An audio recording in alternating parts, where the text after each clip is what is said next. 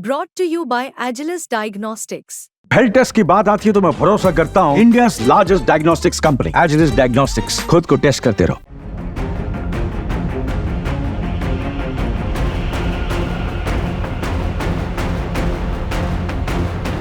Hamas के बाद Israel की जंग हिजबुल्लाह के साथ शुरू हो चुकी है।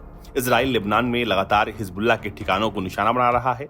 इसी बीच में भारत में इजराइल के राजदूत रुवेन अजार ने इंडिया टुडे से खास बातचीत की और कहा, हिजबुल्लाह को लगा कि इजराइल कमजोर है, लेकिन अब उसे भारी कीमत चुकानी पड़ेगी। अगर ईरान बीच में आता है तो ये उसकी बड़ी गलती होगी।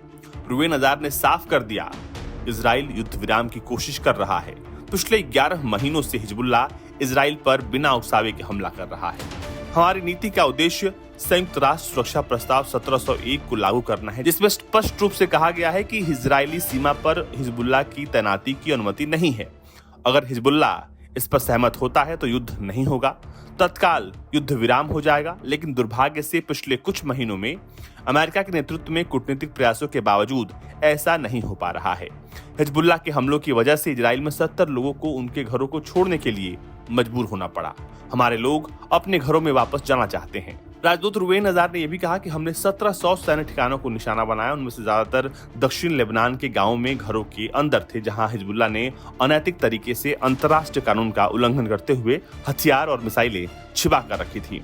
हथियार छिपाने के लिए वहां नागरिक मौजूद हैं। हमने खुफिया जानकारी इकट्ठा की और वास्तव में हमने शुरू करने से पहले वहां या उसके आसपास रहने वाले सभी लोगों को तुरंत खाली करने के लिए प्रोत्साहित किया। उन्होंने कहा कि गजा की स्थिति अलग है, जहां हमास ने बंदूक की नोक पर लोगों पर गोली चलाई और एग्जिट रोकने की कोशिश की। यहाँ आपकी स्थिति अलग है, क्योंकि दक्षिण लेबनान का क्षेत्र व्यापक है और हमने देखा है कि लेबनानी सरकार की रिपोर्टों के मुताबिक 5 लाख लोगों को वहां से निकाला जा चुका है। रुवेन ने यह भी कहा कि सबसे पहले 7 अक्टूबर को हम सभी खतरों से एक साथ नहीं निपट सकते थे। हमारे पास एक मजबूत सेना है, लेकिन इतनी बड़ी नहीं है। हमें खुद को संगठित करना है। हमें सबसे पहले गजा से आने वाले खतरे से निपटना था और हमने ऐसा किया। इसलिए गजा में आज हमारे पास एक ऐसी स्थिति है जिसमें सबसे ज्यादा खतरा मिसाइल कारखानों, भंडारों से है, जिनसे निपटा जा चुका है। हमास की सेना पराजित हो चुकी है। वो अभी भी हमारे बलों पर छिटपुट आतंकवादी हमले करते रहे हैं।